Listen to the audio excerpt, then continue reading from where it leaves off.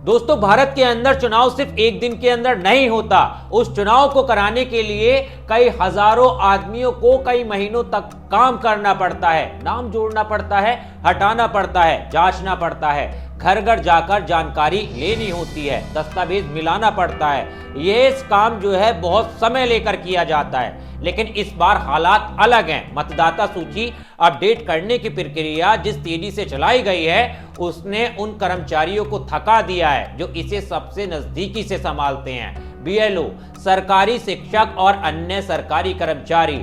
और उसी दबाव की वजह से देश के कई राज्यों में चुनाव आयोग के दफ्तर के बाहर प्रदर्शन शुरू हुआ था।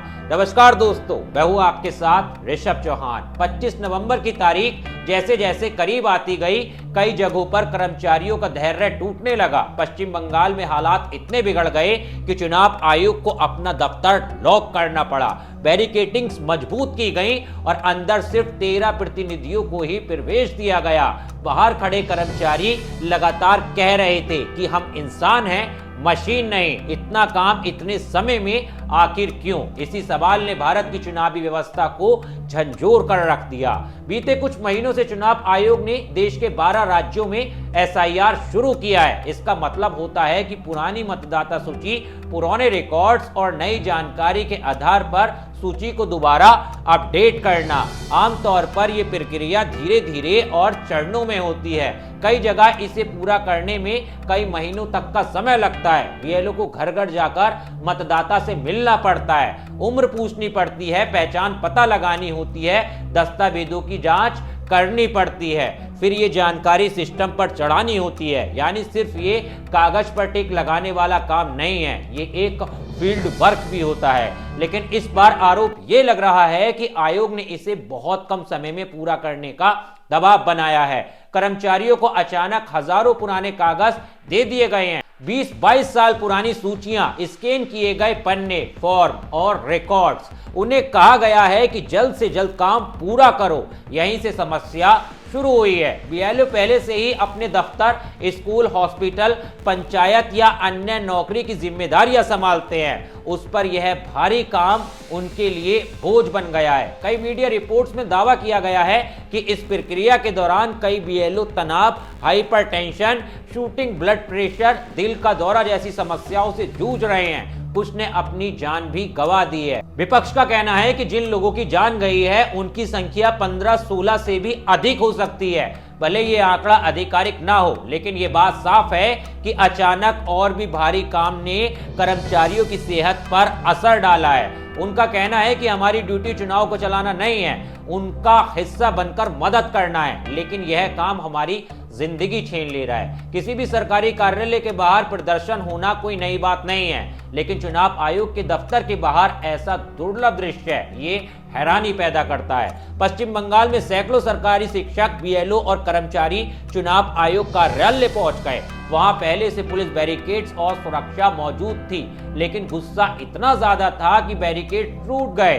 प्रदर्शनकारी सीधे दफ्तर के पास पहुंच गए। हालात बेकाबू होने लगे तो चुनाव आयोग को गेट बंद करने पड़े। पूरे परिसर में सुरक्षा बढ़ा दी गई। सिर्फ 13 प्रतिनिधियों को अंदर आने दिया गया ताकि वे कर्मचारियों की बात अधिकारियों तक पहुंचा सकें। अंदर जाते समय प्रतिनिधियों ने कहा कि इतना दबाव क्यों? हमें इंसान समझिए, हम कोई मशीन नहीं है। उनकी बात ने पूरे माहौल का दर्द बयान कर दिया। बीएलओ और कर्मचारियों की सबसे बड़ी शिकायत ये रही है कि एसआईआर जैसा काम कम से कम 18 से 24 महीने में होता है। मतलब सूची अपडेट करना, घर घर जाना, पहचान सत्यापन करना, उम्र जांचना, पते की पुष्टि करना, दस्तावेज मिलाना, सिस्टम में अपडेट करना, गलतियां सुधारना, और ये सब का बोझ एक ही कर्मचारी के ऊपर। जब इसे कुछ हफ्तों में पूरा करने का दबाव डाला गया तो हालात बिगड़ना तय था। महिला बीएलओ के लिए हालात और भी मुश्किल रहे हैं। कई ने कहा है कि घर का काम अलग, स्कूल का काम अलग, फिर बीएलओ ड्यूटी, हम कितना संभाले। कई बार उन्हें दूर दूर जाकर दस्तावेज जांचने पड़ते हैं। रात दिन फोन, ऑफिस, रिपोर्टिंग, और ऊपर से चेतावनी, काम पूरा नहीं हुआ तो सस्पेंशन। एक ऐसा माहौल किसी भी इंसान को डराता है। केरल, हिमाचल प्रदेश, कर्नाटक, तमिलनाडु, महाराष्ट्र जैसे राज्यों में भी विरोध हुआ है। कई कर्मचारियों ने दफ्तर के बाहर धरना दिया है, कई दीवारों पर स्याही फेंकी गई है, कहीं काम न करने की चेतावनी दी गई है। यह पहला मौका था जब देश भर में चुनाव आयोग के कार्यालय विरोध का केंद्र बन गए। टीएमसी ने आरोप लगाया कि एसआईआर की जल्दबाजी बीएलओ को मौत की ओर धकेल रही है। ममता बनर्जी ने आयोग को 2 पत्र लिखकर समय बढ़ाने और सुरक्षा उपाय लागू करने की मांग की।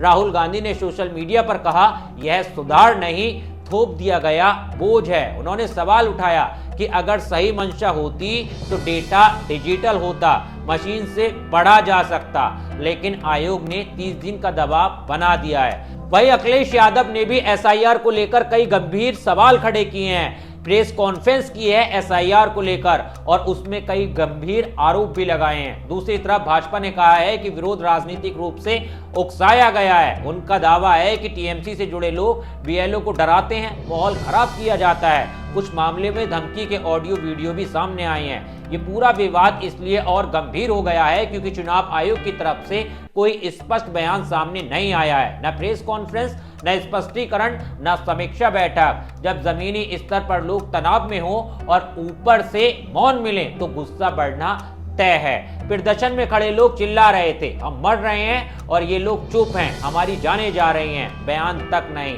अब मतदाता सूची लोकतंत्र की रीढ़ है, लेकिन इसे अद्यतन रखने का बोझ उन्हीं लोगों पर है जिन्हें सबसे कम संसाधन, सुरक्षा और समय दिया जाता है। जमीनी सच ये कहता है कि बड़ा काम बड़ा समय मांगता है। जब काम समय से बड़ा हो जाए तो नतीजा तनाव, बीमारियां और अंत में मौत तक पहुंच सकता है। 25 नवंबर का दृश्य सिर्फ एक प्रदर्शन नहीं था, ये चेतावनी थी कि सिस्टम ऊपर से मजबूत दिख सकता है लेकिन नीचे काम करने वाले इंसान टूट रहे हैं। अगर उनकी आवाज नहीं सुनी गई तो यह सिर्फ मतदाता सूची का विवाद नहीं रहेगा, यह लोकतंत्र का भरोसे का संकट बन जाएगा। खैर दोस्तों, इस पूरे मामले पर आपकी क्या राय है? आप क्या सोचते हो एसआईआर को लेकर? क्या इतनी जल्दबाजी में कराना ठीक है या फिर राहुल गांधी या अखिलेश यादव जो कह रहे हैं वो सही नहीं है? एक बार कमेंट में अपनी राय जरूर रख के जाना। देश और दुनिया की तमाम खबरों के लिए द अल्लाह बोल को सब्सक्राइब करना मत भूलना।